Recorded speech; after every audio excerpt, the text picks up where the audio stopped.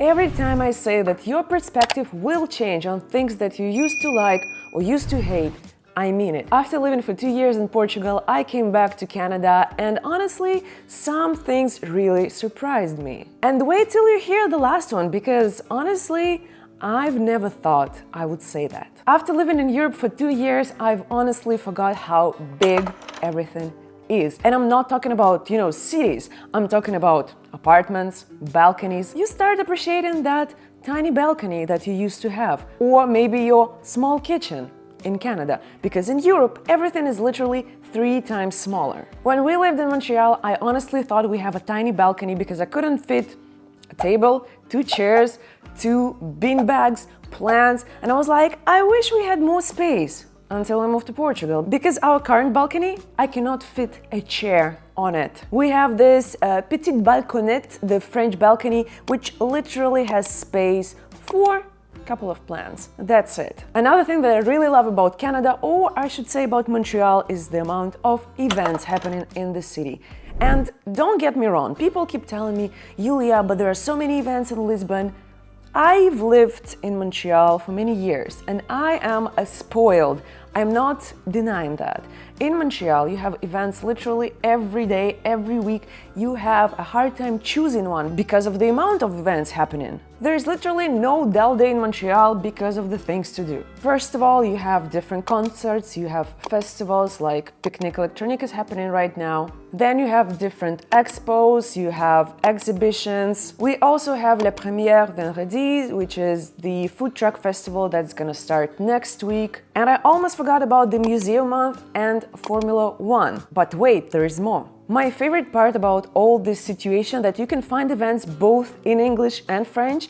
That's why I love Montreal, because of how bilingual the city is. There is a music festival called Franco's happening next month. There is an exhibition about the Francophones in North America happening right now. So you have a lot of options here. And now that I speak French, I go to these events, I learn more about the French culture and everything, and sometimes I wonder if my experience have been any different if I started learning the language when I just moved to Montreal. I'm pretty sure I've missed a lot of events because my French back then was a bonjour, a croissant, that's it. Speaking the local language is not only important for your school, work, or immigration, it's really important if you want to integrate into society, if you want to learn more about the culture, if you want to talk to people. And after moving to Portugal, I realized that I kind of like French, because when I was here, I was forced to speak it, so I was like, no, I don't want to do that. But then, I live in Portugal now, and every time I go to France or I go to Canada, I speak French and I love that I can speak French and people understand me.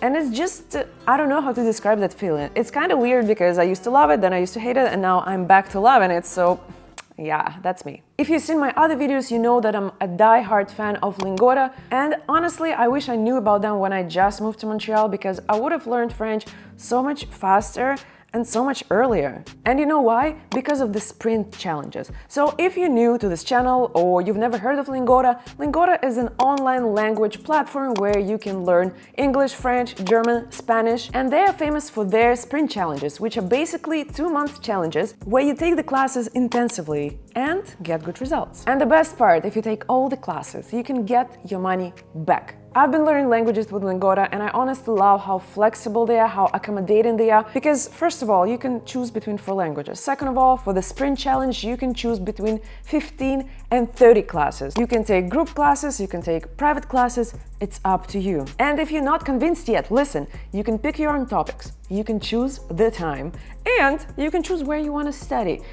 In your living room, in your bedroom, or in your kitchen, because I know how busy life can be. Take your language learning journey on the next level. Use the link in the description box or scan this QR code and let's do it. And if you've already taken a Lingoda Sprint challenge, let us know in the comments. I'd love to hear your thoughts. And moving to the next one. And the next thing is smoking. I really enjoy my time in Canada because nobody smokes. Literally, anywhere you go, people just don't smoke in Canada. I'm not even talking about restaurants. You are not allowed to smoke inside, outside, but even on the streets, you will barely find any people smoking cigarettes.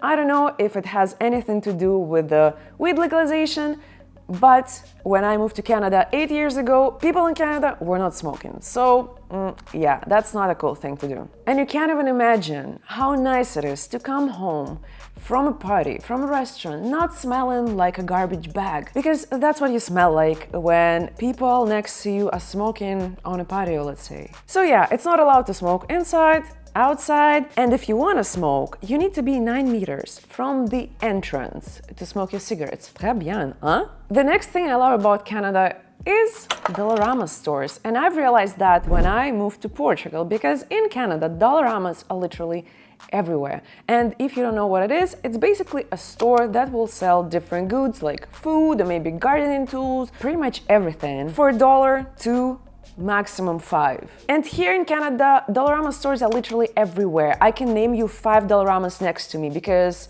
it's a thing. In Lisbon, I haven't really noticed stores like that. Yes, you can go to a supermarket and probably find some things you need there, but they're gonna be more expensive. And Dollarama is just amazing. So let's say you need a hairspray. Dollarama. You need pet food? Dollarama. How about some soil for your plants? Dollarama, my friend. But wait, how about birthday hats and balloons? Yep, you can still go to Dollarama and find that all there. By the way, should I make a video about things I hate about Canada? Let me know in the comments. The next thing that I really missed about Canada, and I didn't realize, again, until I moved to Europe, is the amount of dogs people own in Canada. When I was walking down Lachine Canal in Montreal, I started counting dogs. At some point, I was like, you know what?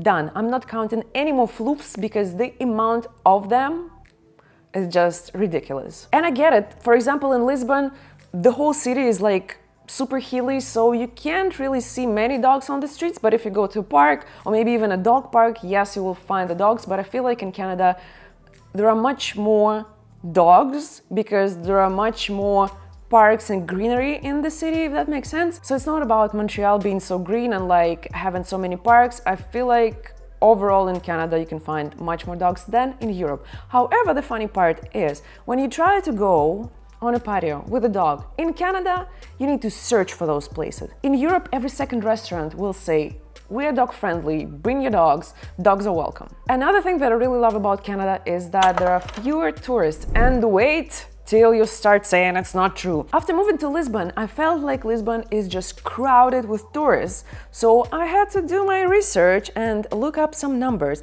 Turned out, Lisbon welcomes around 2 million people on an annual basis. Before COVID, the number was 4.5 million. Montreal welcomed 8 million tourists in 2022 and 11 million in 2019. I don't know why. Maybe because the city is bigger, wider, you don't feel that. Yes, maybe if you go to Old Port or maybe some touristy attractions, you will see a lot of tourists.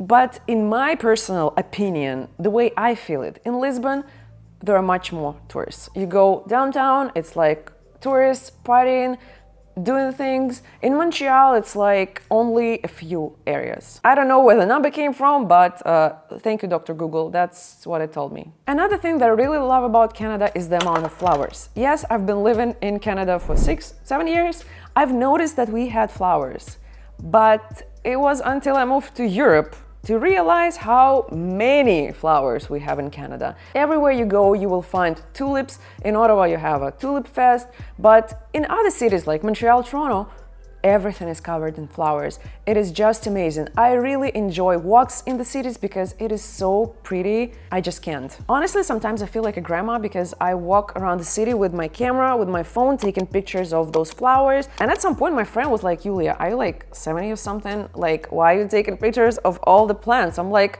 well, because we don't have that in Europe and Portugal. I mean, we do in, botanical gardens and stuff, but you can't just like, walk outside and there's gonna be like lots of tulips. The next thing is really interesting, and it's Canada has more zero alcohol options available. And the thing is, I used to drink alcohol. That's fine. Everybody, well, almost everybody does that. But recently I decided to cut my consumption of alcohol because, sport, health, I'm getting older, all that kind of stuff. So I started exploring zero alcohol options. And when we went to a supermarket here in Montreal, I was shocked by the amount of options available. And I'm not talking about juices and sodas and, Sprite and whatever. Zero alcohol liquors and spirits are a thing. So you can find no alcohol gin, no alcohol wine, zero alcohol beer. And I should say I'm pretty skeptic about that because those drinks, they still have lots of sugar in them, so they're not really healthy. I would opt in for soda. But I was pleasantly surprised to see that Canadian brewers, Canadian distillers, they try to accommodate those who decided not to drink alcohol. And it makes sense. Europe produces a lot of wine, so yes, I don't see those products in Europe simply because wine costs literally €2 in a supermarket.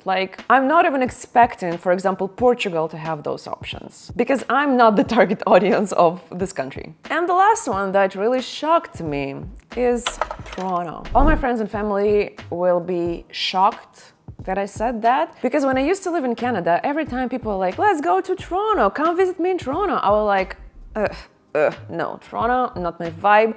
I don't like Toronto. I hate how big it is. The distances, commuting, disgusting. After living in Lisbon for 2 years, I kind of start liking Toronto.